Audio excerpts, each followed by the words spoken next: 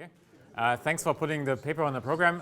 This paper is joint work with my colleague Amiyatosh Punanandam at Michigan. And what we're trying to do in the paper is to take a look at bank risk dynamics and distance to default in a relatively simple setting. And if you look at recent work in this area, since the financial crisis, there has been a renewed interest, of course, in understanding bank default risk, but also the risk dynamics of banks, by which I mean what would happen to a bank, to the risk of its equity, to the risk of its debt, conditional on some possible bad shock in the future. Yeah? And so where do you need these things? You need it, for example, for counterparty risk assessment. If you want to think about pricing of deposit insurance, there's been recent work that has tried to estimate too big to fail subsidies. In all of these pieces of applied work, you need some model for bank default risk and for bank risk dynamics. And what you see in this applied work very often is that people basically borrow a model, the standard Merton model, the so-called structure model of default risk, in order to think about bank default risk and bank risk dynamics. And if you look at the assumptions, sort of the key assumptions in that model, and this is the one that we want to focus on here, is that in this kind of model, you assume that the asset value of the firm that issues the debt, that the asset value follows a log normal process with and this is going to be a very important thing, with constant volatility. Yeah? And for many firms this may make perfect sense, this model has also been applied in various ways to structural to banks. And there's an early literature on that did this with deposit insurance. And here I've listed two more recent examples that used the standard Merton model in an application for figuring out too big to fail subsidies. Yeah? And so that's the kind of thing we want to think about. Does it actually make perfect sense to take this model with this log normal constant volatility asset value and apply it to banks? And what we're going to worry about is the following. If you think about a bank's assets, they are typically debt claims, right? And so for a debt claim, you have a capped upside. And so this is basically inconsistent with a log normal asset value, and it's inconsistent with a constant volatility for that asset value. Yeah? And so basically banks are already short a put option. And so if you want to think about the equity and debt of a bank, you really have to think about options and options, right? Because the assets are already short a put option. Yeah? And that's the kind of thing we want to think about. And we're going to try to get rid of this assumption of the log normal asset value process and think of bank equity and debt as options and options. Yeah? Now, this is, of course, addressing only one part of the problem. There are many other ways in which the model we're going to develop is still way too simple to think about bank default risk and so on. Right? There are lots of other complexities. But we're trying to do this one step at a time. And so we're focusing on this assumption. We'll try to get rid of this log normal constant volatility assumption and then look at how much difference does this make, and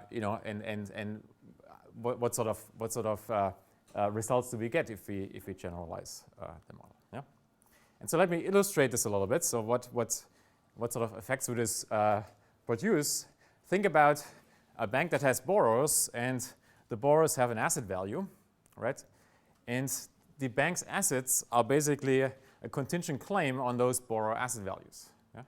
And for simplicity for now, just for illustration, think of a case where the borrower asset values are perfectly correlated.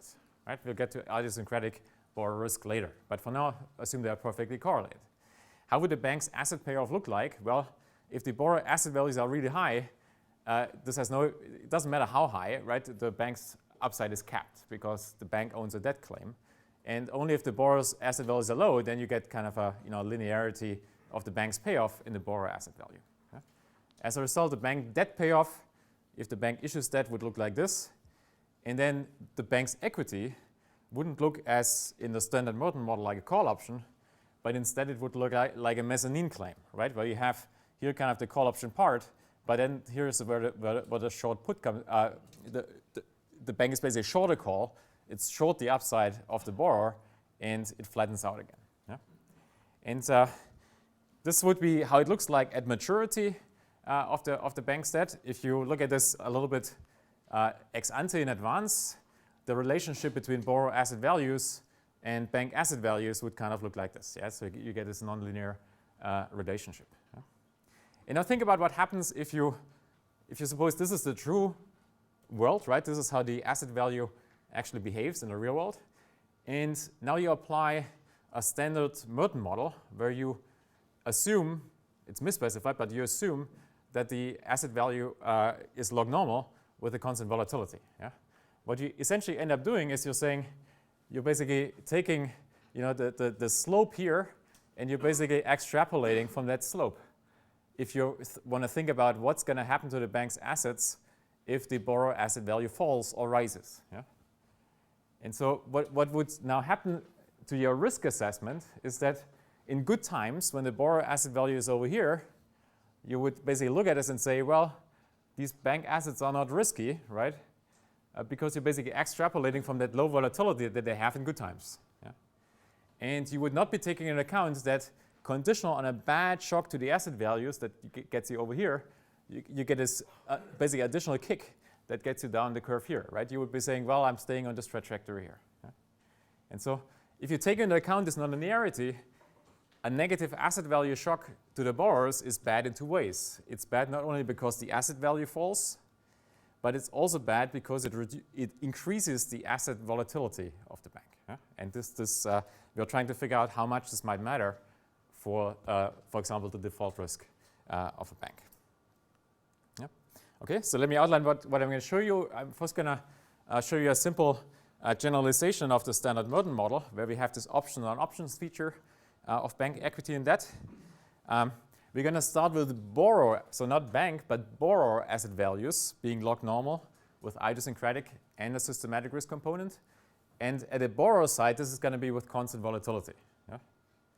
Now again, in the real world, even there you might have time-varying volatility, but that's not what we're going to do now. We're just going to modify the model basically on one dimension, right? One could also think about what happens if borrowers have time-varying asset volatility, but we haven't done that. Yeah? Okay, and then now the bank assets are going to be a contingent claim on the borrower's assets, and bank equity and debt are going to be, in the usual way, a contingent claim on bank assets. Yeah? And then I'm going to show you some empirical application of this. We're going to take the model and apply it to bank panel data over about a 10-year period, and we're then going to compare the results that you get with our model in terms of bank default risk, for example, risk-neutral default probabilities, compared with a standard Merton model. Yeah? So if you basically take these two models and you basically fit them to the data, what sort of message do they produce about default probabilities? Yeah? And then we're also going to run sort of an experiment where we're going to say, well, given those calibrated models at a given point in time, what would these models predict if you shock borrower asset values with a negative shock, right? And we're going to look at how the predictions of these two models would differ. Okay, so let me outline the key features of the model. So we're going to think about a bank that issues zero coupon loans with a maturity of capital T, and there's going to be a whole set of cohorts of borrowers, but the maturities are staggered across those cohorts. Yeah? So the way this looks like is here, for example, is the first cohort. And we're going to try to price the equities the bank's equity and debt at this point here. And so this cohort would be one that had loans that just matured and just got a new loan issued, basically. And this cohort here had loans issued a period ago, and this one had ones that are outstanding since 2 periods ago, and so forth. Yeah? And so we have these N cohorts that have these staggered maturities, and then if you want to try to price a bank's debt, the bank's debt, for example, might mature at this point, and so we're going to try to stand here and think about what are the potential outcomes to the bank's assets at this point here, and then price the debt as of time 0. Okay, and so in every cohort, there's going to be a continuum of borrowers, and the borrowers' assets, as I said, they are now going to have this log normal feature. So for every borrower, the collateral value, if you want, or the asset value is going to evolve in this way under the risk-neutral distribution. Yeah? So the drift is the risk-free rate less depreciation of the borrower's assets. And then in terms of shocks, there are two types of shocks. There's a common factor, W, and there are idiosyncratic shocks. Yeah? And we're going to think about, since there's a continuum of borrowers within each cohort, these idiosyncratic shocks are going to diversify away. So the aggregate asset values of the borrowers are going to be driven only by the common factor shock. But of course, for the individual borrower's defaults, the idiosyncratic risk is still going to matter, right? So basically the value of that default option that the borrowers have, of course, depends also on the idiosyncratic portion here. Yeah? Okay, and we're going to, for every cohort, we're going to start off this asset value initially at 1 at loan origination. Okay, and then the face value of the loan is going to be labeled F1 of this basically the first generation of the loans. L is the loan to value ratio, and as you can see here, the loan to value ratio basically depends on this mu here, which is the promised yield of the loan, and we're going to price these loans competitively. Yeah, so this is this promised yield is endogenous, and we'll price it competitively.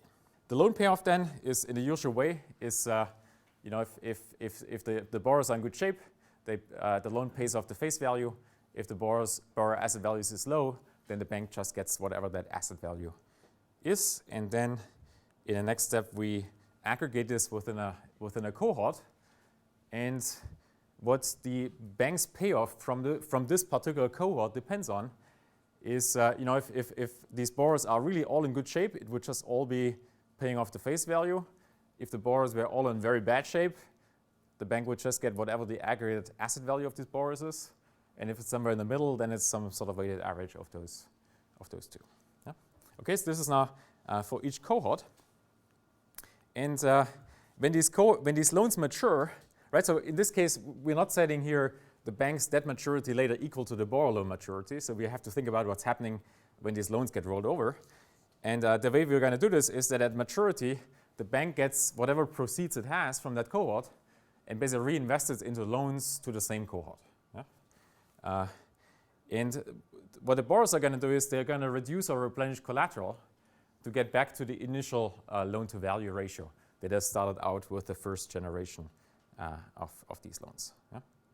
Okay, and then now we can calculate the aggregate value of the bank's loan portfolio, which is basically at some time h would be the risk-neutral expectation of the payoffs of these loans for a particular cohort, and then aggregate it across these cohorts, where these ones are those ones that had the loans rolled over, these ones are those that still have the original first generation of loans. Yeah? And then the way we can price things is we simulate now these loan portfolio payoffs by simulating this common factor under the risk-neutral distribution. Yeah? And this common factor is driving all of the aggregate variation in these payoffs. Yeah?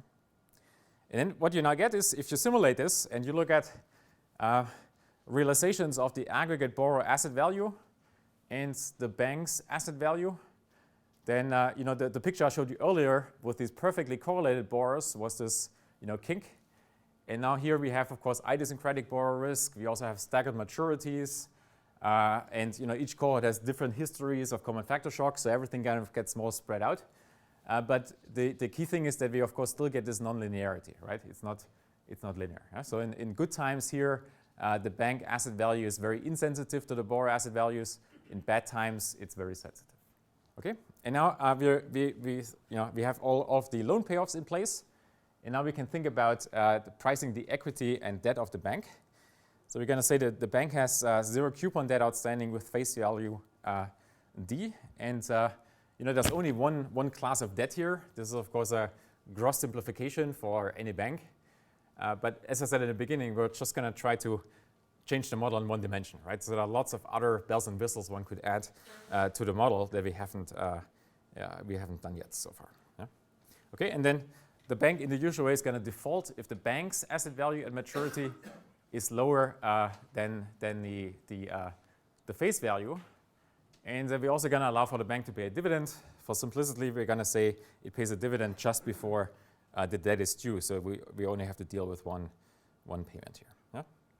Another debt value is the promised payoff D minus the risk neutral expectation of the loss given default, which is this term here. Yeah? So there's nothing special here. The equity value then, if you think about the equity as a claim, x the dividend that's going to be paid, would be just the value of the bank's assets minus that dividend and minus the value of the debt.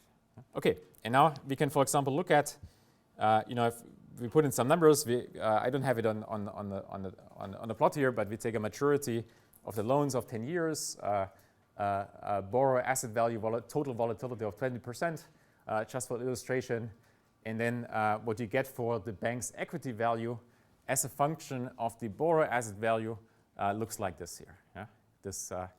And again, this shows you in a way the mezzanine nature of a bank's equity claim, yeah? Where in good times the bank's equity doesn't look that risky. It's not that sensitive to borrower asset values, right? Because the bank's upside is limited. Over here, it's very sensitive. Yeah? And this is now different from the standard merchant model. In the merchant model, this would just become linear here, right? And it would not flatten out here. Yeah? And this is now, of course, important for thinking about a bank's risk, right? So you might look at, through the lens of the standard merchant model, you might look at a bank in good times and look at this here and say, well, that bank is not very risky. The bank's asset value is not very risky. And through the lens of that standard merchant model, you would say, if it's not very risky right now, this asset value, if the volatility is not high, it's also going to be low risk in the future, right?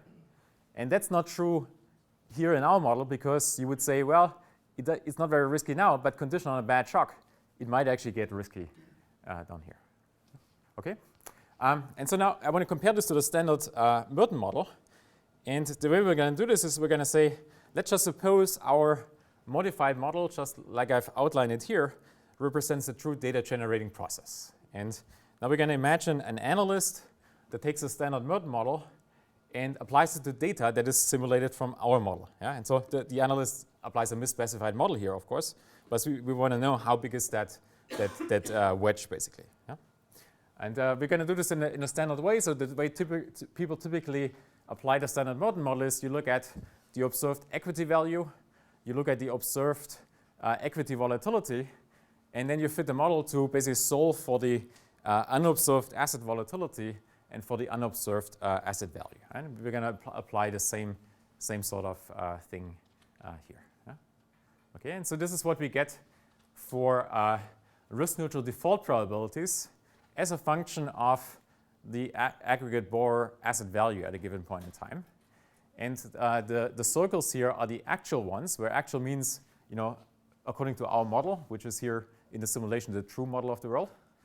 And these red crosses are what the analyst would get based on applying the Merton, this misspecified, in this case, Merton model to that simulated data. Yeah? And you can see in bad times, there is not much difference, but the key difference is really in good times. Yeah? So in good times, the analyst applying that Merton model would say, well, equity volatility of these banks right now is really low. I infer a low asset volatility. And through the lens of my model, I conclude, well, in the future, asset volatility must also be very low. And hence, risk-neutral default probabilities are essentially zero. Yeah? While in our model, the analyst recognizes, well, asset volatility right now is low, but if a bad shock happens in the future, we could still get down this nonlinear curvature, basically. Yeah? And so there's basically, in sort of reasonably good times, if you're a little bit above asset value of 1, maybe somewhere around here, there's a difference of almost an order of magnitude in these risk-neutral default probabilities here. Yeah? Okay. I guess this is just in words again what I've just said. Let me look at implied credit spreads. So given the risk-neutral default probabilities, this of course doesn't come as a surprise now that if you look at the implied credit spreads, there's then also a huge difference. Yeah? So again, there's about an order of magnitude difference in the implied credit spread of the bank's debt at this point in time. Yeah? Having said that, we're looking here at a bank debt where we assume a maturity of 5 years. Again, there's a lot of complexity, of course, in a bank's capital structure.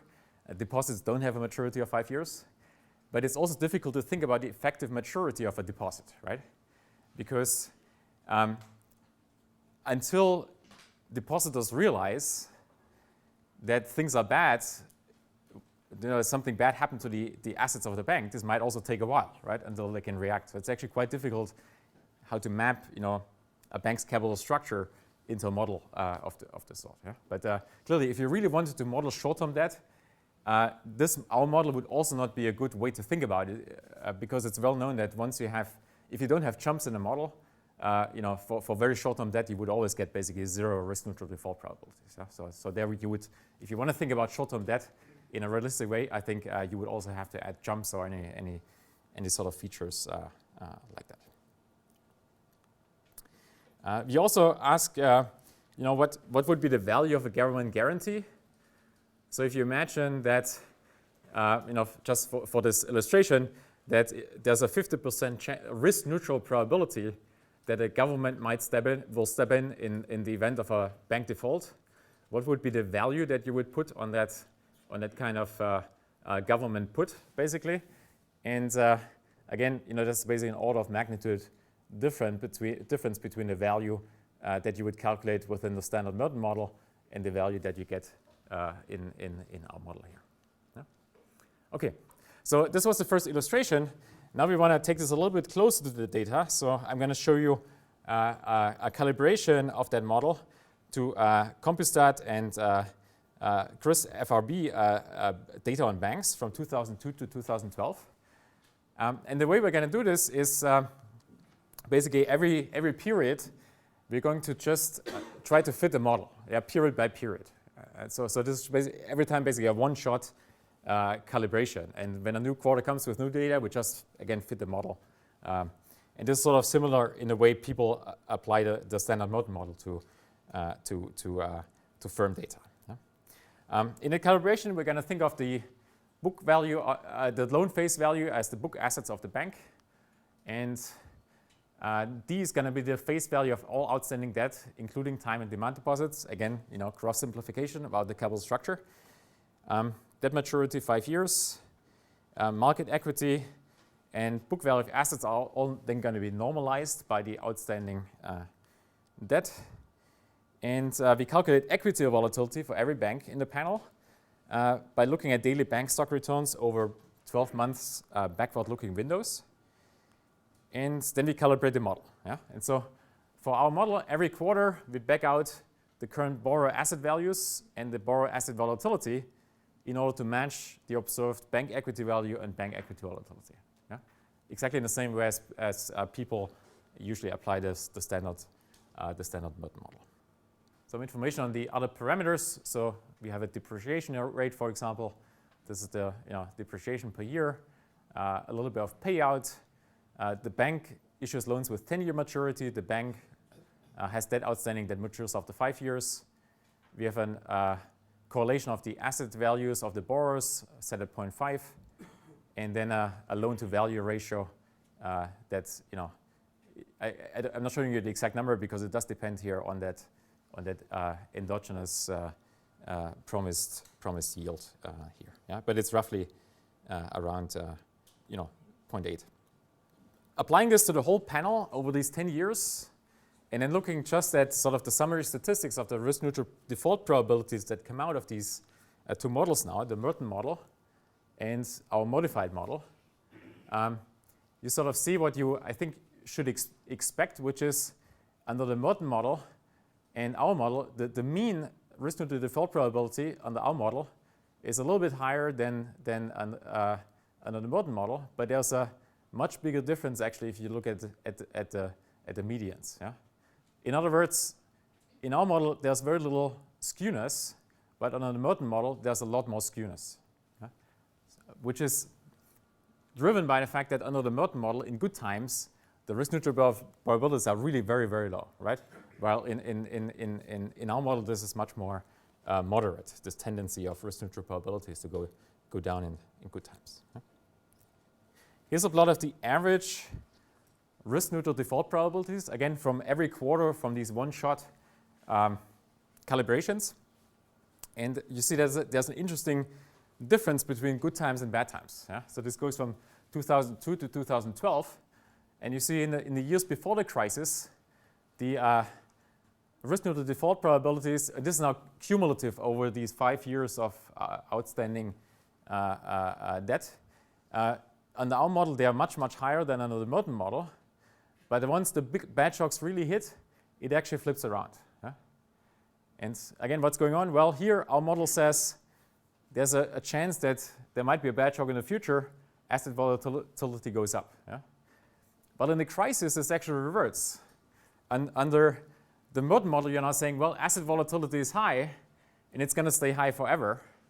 Under our model, you think, well, it's high right now, but there's some chance with good shocks that you actually get a lower volatility in the future.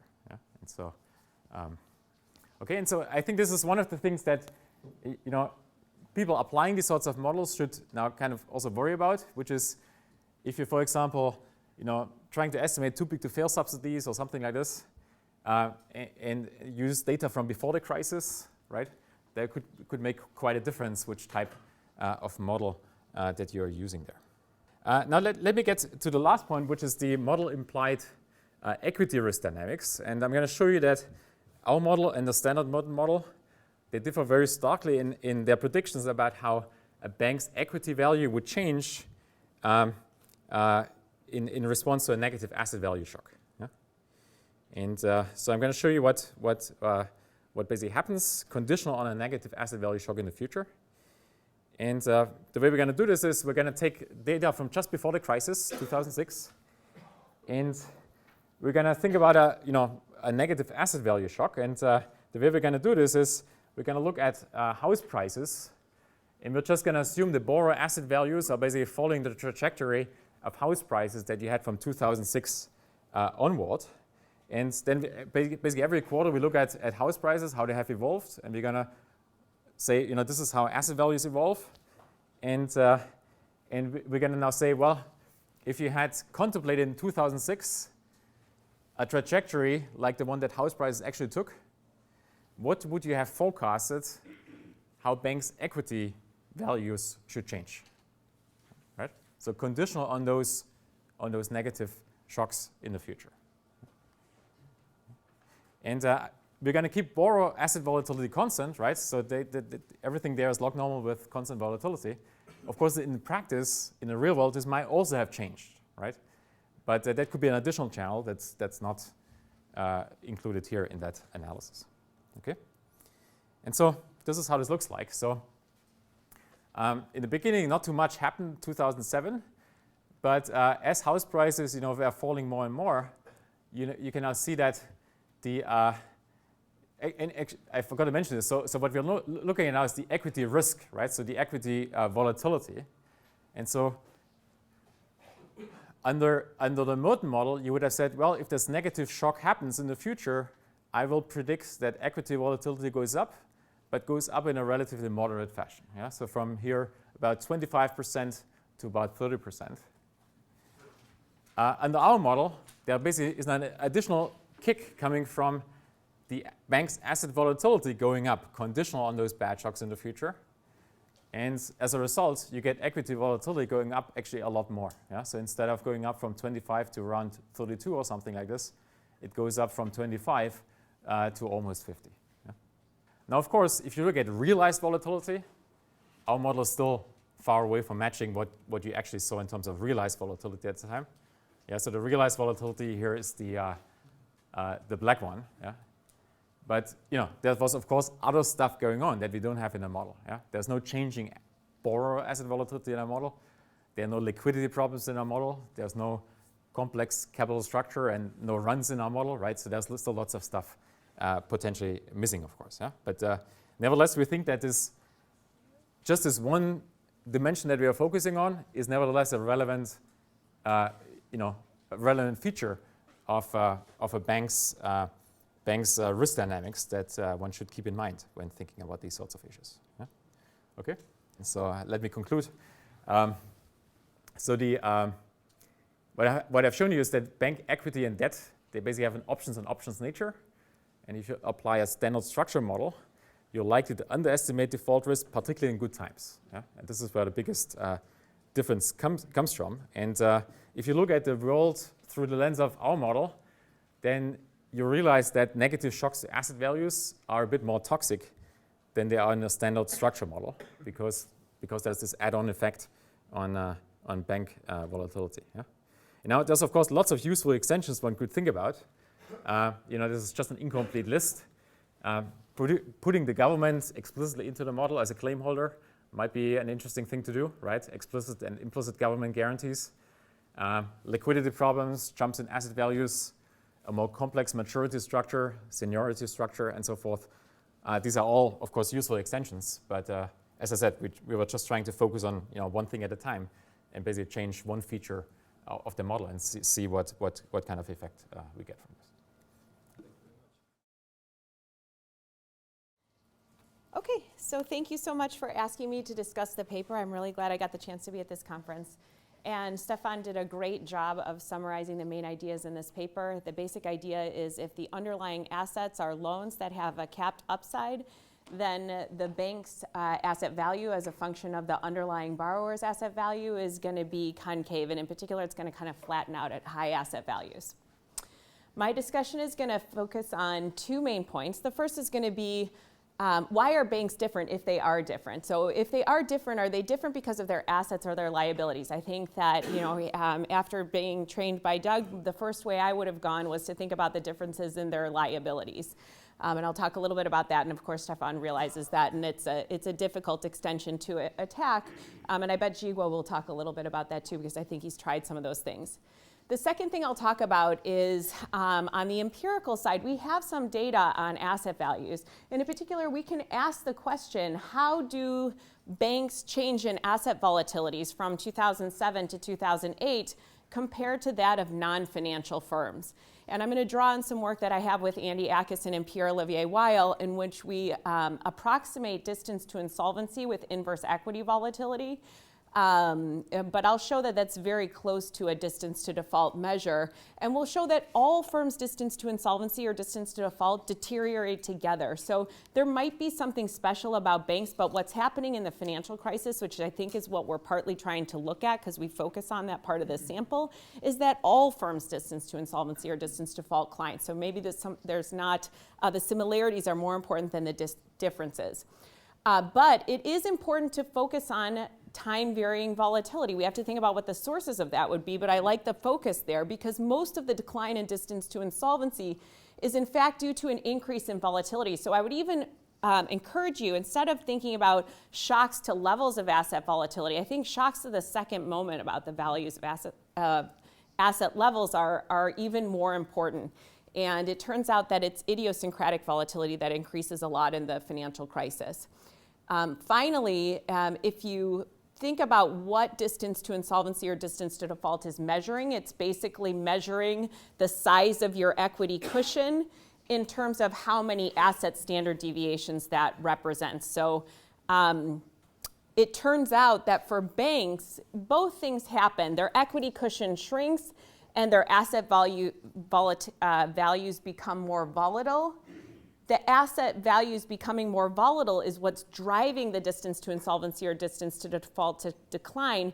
But for banks relative to non-financial firms, actually the change in leverage contributes more for banks than it does for non-financial firms. So I'm just going to present some facts and how we might think of that. So what, if anything, is special about banks? Are their assets different? I would argue that all firms likely face decreasing returns to scale or scope, and they might have firm values that are concave in their underlying asset values. Their underlying asset values increase. The firm as a whole may not see its asset values increasing by as much. Okay, but more importantly, what about banks specifically? How much of bank asset value comes from their existing loan portfolio? Lending is a very pro-cyclical business.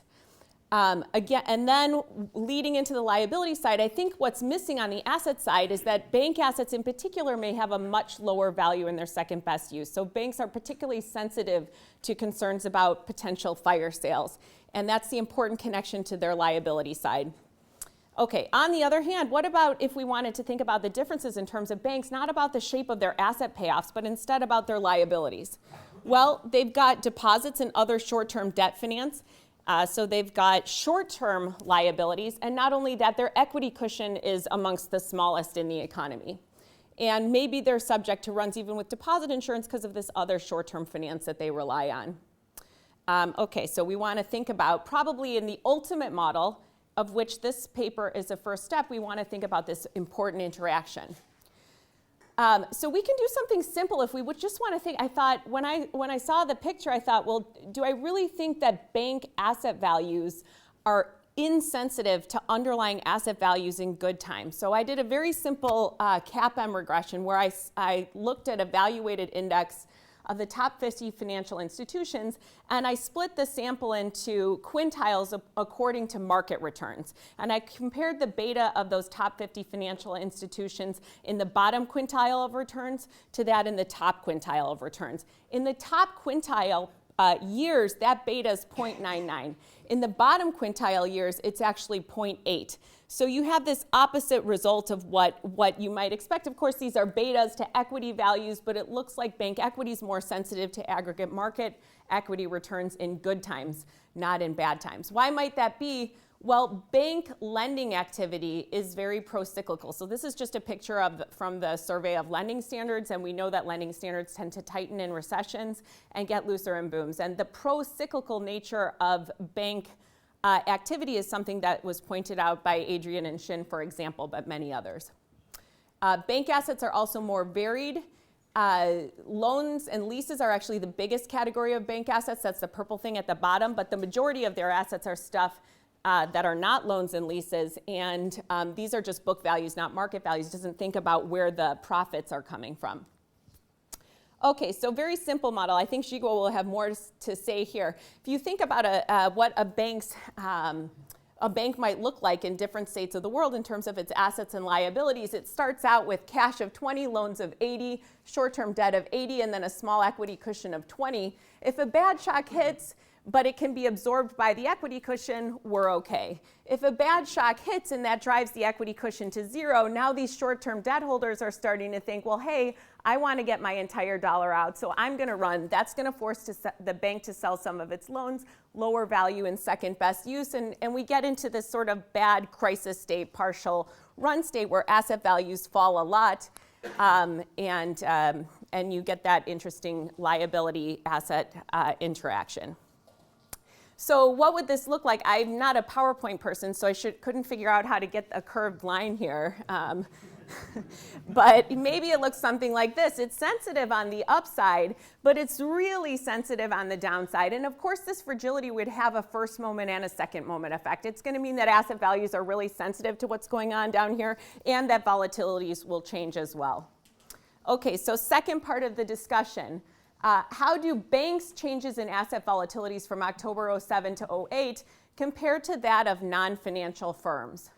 Okay, so first thing, let me just have a look at the title of the slide, just so I can put exactly what I'm doing on the table. So distance to insolvency we're measuring as, or we're thinking of as the product, or I should say the percentage change in asset value, which renders the firm insolvent, measured in units of asset standard deviation. So that's essentially the product of the size of the firm's equity cushion in percentage terms and inverse asset volatility. Another way of thinking about what distance to insolvency is how many asset standard deviations does the firm's equity cushion represent? And what we show in our paper is that that object on the theory side is going to be bounded between true distance to insolvency. I'm sorry, on the theory side, inverse equity volatility will be bounded between that quantity distance to insolvency and distance to default. But if you really love distance to default, we actually, John Graham kindly provided us with his liabilities data. What we like about our measure is we don't need any liabilities data. We can just use equity data. But we got the liability data back to 1926. And the blue line is the median inverse equity volatility. The red line is the median distance to default. They're on the two different axes, but they're really level shifts of each other. So what this distance to insolvency is picking up is very similar to distance to default. So now let's ask whether banks are different. Okay, so this is for the top 50 non-financials in blue and the top 50 financials in red, what the time series for the median distance to insolvency looks like from 62 to 12. And that 62 just has to do with kind of firm selection. And we go for the large firms because the banks tend to be large. So the one thing you can see is if you start in 2002 and just look to the end, which is the sample that the authors focus on, the first thing you see is that in some sense the Leland model is kind of right. What happens is firms are born with different asset volatilities, and then they choose their leverage and then their distance to insolvency or distance to default is sort of more equal than their original asset volatility was. And so actually the banks are further from insolvency pre-crisis, but then what happens is there's a common shock. If I showed you the entire distribution of distance to insolvency, the whole thing would come down. I plot this in log terms because there's a much bigger difference between being 1 standard deviation away from insolvency versus 2 than there is to being 4 versus 5. I do want to point out, though, that the red line starts above the blue line and ends up below it. So the banks do fall further in terms of their decline in distance to insolvency. It's bigger. But this isn't just something about banks. Actually, this is true when you compare across leverage deciles. So this is a graph of the same thing, but firms with long-term debt in red and with no long-term debt in blue. So the blue firms would be like the tech firms. They choose little leverage because their asset volatility is high.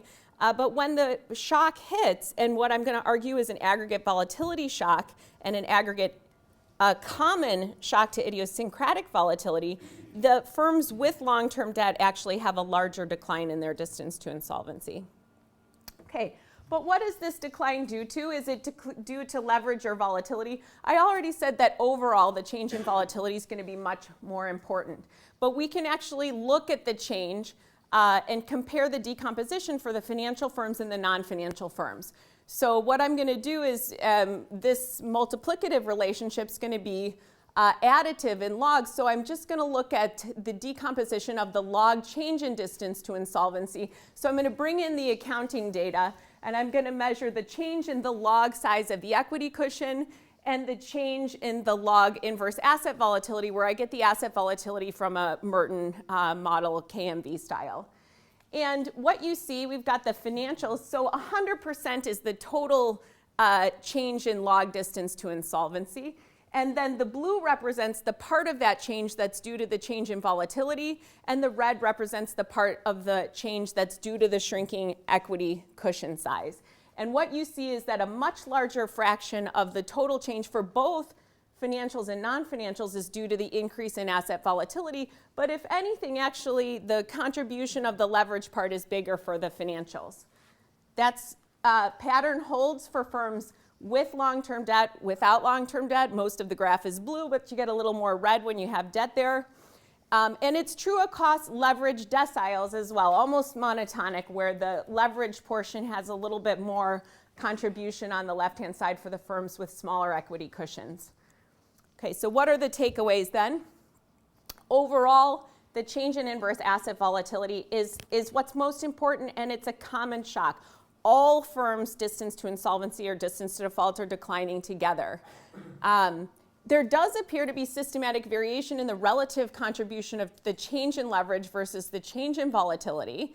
But it goes in the direction that firms with more leverage and banks attribute more of their decline to equity cushions shrinking with falling asset values. And of course, like we said, this fragility that we mentioned that comes from short-term liabilities and illiquid assets is going to have a first and second moment effect.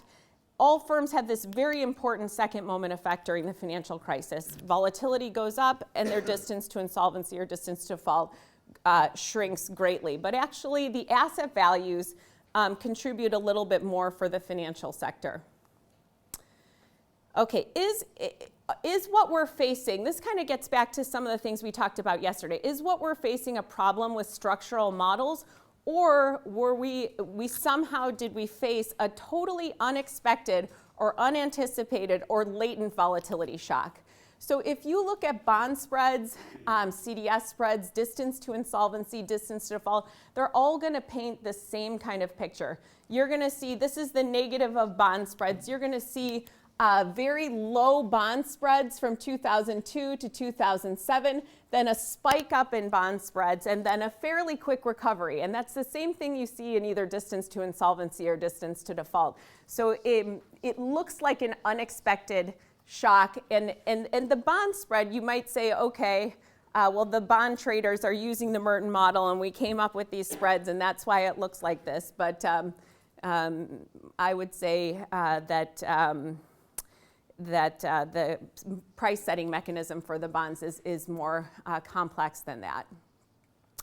Okay, so I basically, hopefully have convinced you that we may not have a problem with structural models. The crisis, in fact, appears to be a surprise increase in volatility. So we know that there was a decline in the size of equity cushions, but we know that the increase in asset volatility was a bigger deal in terms of pushing firms near their default or insolvency boundaries. I haven't shown you that it was idiosyncratic volatility. So this is a picture of, last thing I'm going to say. Oh, that's me. I'm timing myself. Darn, I thought that was gonna be a benefit. I'm self-regulating. I'm too honest. So this is distance to insolvency in blue that you get from total volatility. And we're approximating, again, by inverse equity volatility. The red is then inverse of the residual, the volatility in the residual returns when you use pretty much any asset pricing model. So you could use CAPM, you could use FAMA French, you could use principal components, and the vast majority of stock return volatility is idiosyncratic, and that's true when we have crises too. It's not that there's that the systematic part of volatility accounts for more in the financial crisis. There's a huge explosion in idiosyncratic risk in 2007. Okay, I want to make sure that I don't imply that banks don't matter. We need to understand the large variation in the quantity of idiosyncratic risk that drives variation in firms' financial soundness. And banks, we think, are specialized in monitoring, in uncovering the true value of projects. And so it may be that they play a special role, and when they're fragile and when they're at risk, that idiosyncratic risk in the economy increases as a result. Okay, so again, two main points. We need to think about both sides of the balance sheet. I'm fully on board with trying to think about stochastic volatility. I'm not sure that the change in volatility is very different between banks and other firms, except for there does seem to be some kind of an interplay between leverage and volatility when this big shock comes, and that's something that we're thinking about now. What do I take away from the paper? I really enjoyed thinking about it. It's extremely worthwhile to put a model on the table. Even if you quibble with the model, even if you think there are important things left off the table, we would not be able to have this discussion without this paper. So we need it, and we should see it in print. Log normality is clearly a simplifying assumption. And it's useful, in particular, to rigorously explore the implications of alternative assumptions with micro foundations. So let me just, before you seeing my comments, let me say this is a definitely correct paper. Okay, this is just so correct, and I was start wondering that can I just change assumptions to overturn it, which I don't think so. Part reason is because when I talked to Doug like a long time ago, I guess we have been colleagues almost 7 years. This is the forceful point always come up in our discussion is that, banks loan has this feature where in good times nothing going to happen, in bad times lots of things going to happen, which has this feature where this is concavity. Now I see a paper which makes this point clean, forcefully. I like it. So this is simple, forceful. Basically, this is a point that loans debt is somehow different. It is very different. In particular, if you put it into the literature, which I'm going to talk about, is also related to Adrian's point, is that the stochastic volatility, and you all know all the things. Now, what's really this paper kind of missing, or you could do a better job, is that how could traditional Merton models go wrong, and in what force, and how general it is, which I'm going to say something about it, and then what are the policy implications. The author made some comment on that. So here's a model, and I just want to quickly do this asset going to follow this geometric Brownian motion where you have the idiosyncratic and the aggregated firm's debt. Going to have a maturity T is a bank's asset with a face value F and a value L. So regarding my later comment and also related to Edge's point is that it really depends on what asset you're thinking about. The bank balance sheet, maybe that it's a firm. If it's a firm's, so I will put L is like 30% because that's the firm's average leverage ratio. So A0 is 1, 0.3, that's 30%. If it's a housing, then you can think about the loan to values, and that's 80%. The annual interest rate is like promised interest rate are going to be endogenous given in this model. Then on the bank side, you have the debt. Then you can put on some reasonable number and all these things. They have this staggered loan structure initially that I thought it was the reason that you guys are asking me to discuss paper because I have some work on the liability side is staggered. This part is not very essential. Basically, what they were doing is to just make the asset side as smooth as possible, which is, of course, relevant practically, but it's really not the important part of it. Okay, so what I'm going to do is basically, I'm going to disappoint Andrea. I will not put too much emphasis on discussing the complicated liability side. Part of the reason is because I have too much to say, and also part of the reason is that I don't think that the question that I put forth by Stefan that I have very good thing to say about it because it's just complicated, and we're still struggling to figure out the right way to talk about it, especially the quantitative part of it.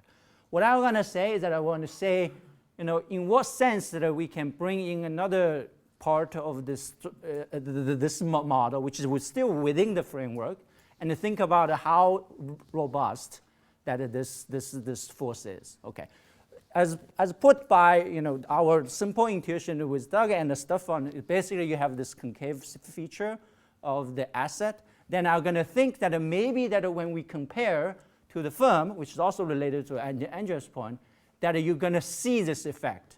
Okay. Then I thought that probably what you're going to show us is that look at the firms which basically have an unlimited upper bound, right? Then the volatility movement. Looking at their equity, going to be smaller. The variation time is going to be smaller than bank. So that was something that I was trying to get. And in some sense, that once I introduce the firm in the picture, you're going to very simply to see that firm only get the really, really top part. Right? So firm has a debt face value of F. The horizontal line is basically the asset value. That's basically Merton's kind of insight. Then the bank is like a mezzanine because they only get the middle part. Right? And then you have a bank deposits get everything on when it's really low. Okay, so as the intuition of option, EF is just an option, but EB is an option call minus call, which is a shorting a put. Okay. Now, given this structure, suppose that I'm asking you to, without opposing any stochastic volatility assumption or this general process on AT, can we say something general about these two? Which I don't think Merton's model is so specific to the log normal process. That's the Merton model, just a big idea on how do we think about the equity versus underlying asset value mapping to the equity and the debt. Right. All right, but so I calculated. Of course, when I calculate, I still need to use the constant volatility. But try to see that what will happen. Okay, so when you do this, you're going to see that first of all, both the equity and the firm return volatility. So when you calculate return volatility, basically it's elasticity of the call option. Just do a little bit simple calculation.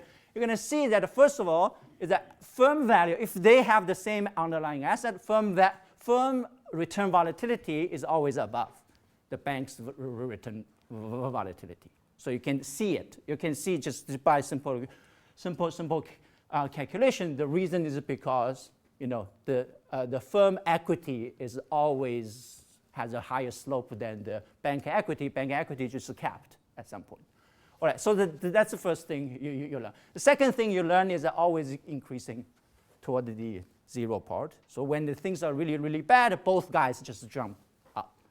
That's also general because I've been working on those Leland type of models, which has a slightly different default mechanism, but the general thing is also that it goes up a lot during the bankruptcy region. All right. So then I feel like, okay, so then I do not know very general, especially even with the log normal, what we can say about it, right? All right, so this is what I do. Let me just take the ratio, okay, ratio between the bank and the firm equity volatility. And I sort of know because it's a 0 times 0 divided by something, it's going to be 0. Okay, so this is fine. What I'm not sure is that whether in between going to be some weird business that maybe not monitor. I don't know. I play around with the parameters. Seems always the case that indeed, then if you think about the evolution, then when things are bad, then the equity, bank equity volatility always increasing much faster than the firm volatility.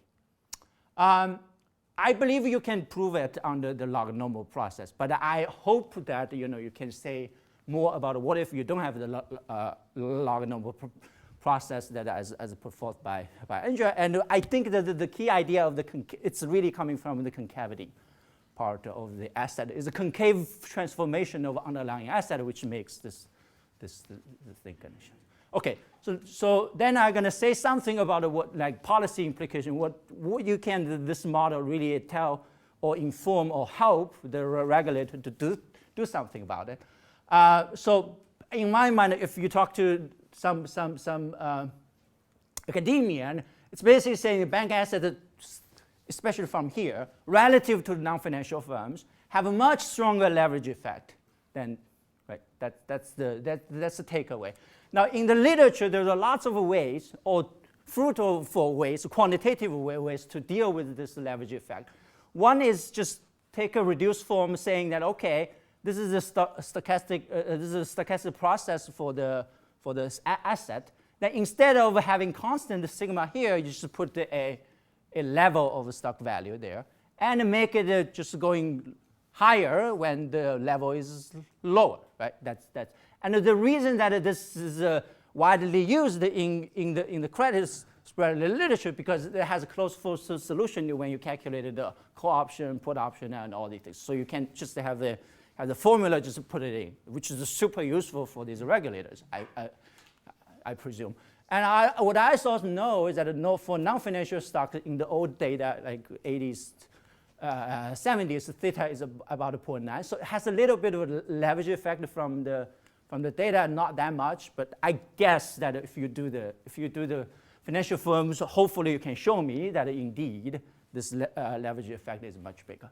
Or you can do the stochastic volatility part of McCready. He has a nice approximation method to do that, which I thought that will be useful if someone wanted to take this route. Another benefit, of course, the modified Merton is more structural. So in some sense that we, especially for the policymakers, we want a structural thing because we know that some parameters putting has a meaning. For regulators, then what you could do is just under these frameworks say that, okay, I can tell you what's the theta for the banks. Then you use the existing formula, just plugging and calculate the default probability. You can even calculate the risk neutral probabilities. So here's probably, because of I'm a colleague of the Ahmed, Amr is always thinking about, quantitative versus qualitative. Obviously, this paper is about a quantitative. So I thought that, okay, in what way this paper changes our understanding of risk of the banking sector. Quantitatively, yes, we have a much bigger leverage effect, and maybe very important. I mean, if you want to really take the quantitative approach, of course, that's super. Okay, now about the qualitative part. So the paper mentioning some paper related, saying that, okay, maybe we could change the way we understand the world. These papers, I like it when I read it. I didn't know this paper before, so I read it. What they were saying is that the credit spreads of big banks behave differently than their small peers. Okay, so from reading here, you're going to see that probably this paper cannot say too much about this empirical paper, because in this, the paper where basically it's scaled, so small or large seems not a big deal. So what they were doing basically is that lots of people, I think that they were using is just using model to get the distance to the default, and importantly as a regression input. So they just say, okay, there's some notion about the distance to the default. I don't know how to really come up with it. Let's use Merton, just put in some measure just there, and then just run regression. I think it's less subject to the mismeasurement issue if you only care about whether this coefficient is significant or not. All right. I think maybe it has a big bite on this type of literature where they really take the Merton's model distance to the default a little bit seriously and try to say that, okay, how can this distance to default predict the default, and also that can this distance to default drive out other variables. Now the mismeasurement of the key variable seems very important itself. So I would just, if you have time, you should redo their analysis a little bit, especially for those banks. So here's a paper related to Adria. She already explained what happens in their DI measure, which I want to say is one figure I really like, which she didn't say, is that when they the figure 16 or 15, they compare non-financial firms to financial firms. First of all, they found that it's really indistinguishable, but they also mentioned that in those non-financial firms, maybe insurance companies, maybe you will never think it's a bank. Then they also show this GBLFI, that's the government-backed large financial institution. I think maybe commercial banks. What they found is indeed, you do see, so this is the top 5 non-financials over time is moving around, and it's according to Andrea, is related to the movement of asset volatility, not the leverage effect of the equity value. But for these GBLFI, you can see that the movement is indeed larger. And I don't know the scale here. I'm not sure that it's a log, so maybe that's huge, right? When you convert it to the standard, the thing is going to be huge. So that sounds like a supporting evidence for the basic idea that which I take away is that the bank's equity return volatility compared to a benchmark is much more volatile. Okay, that's very useful. Okay, so this is a very important, relevant, and unfortunately overlooked issue. And partly because it's just after the crisis, lots of people start looking at the bank. When Jing started doing this return analysis, intentionally they get rid of all these banks. Now, these, the forces are coming to understand all these bank return volatilities. Important and missing part, I really just, as I said, I do a lot of work on that, but I don't want to say too much. The very simple rebuttal to your approach is just say, look, MM holds in the Merton model. And we knew MM is not correct in the practice. And also, the very feature of what we are looking at the corporate finance is because MM fails, and especially for banks. But I just feel like we are still searching for the good way to understand first of all, the liability, how does that liability affect on the asset side, and also the interaction between those. All right, that's all I want to say.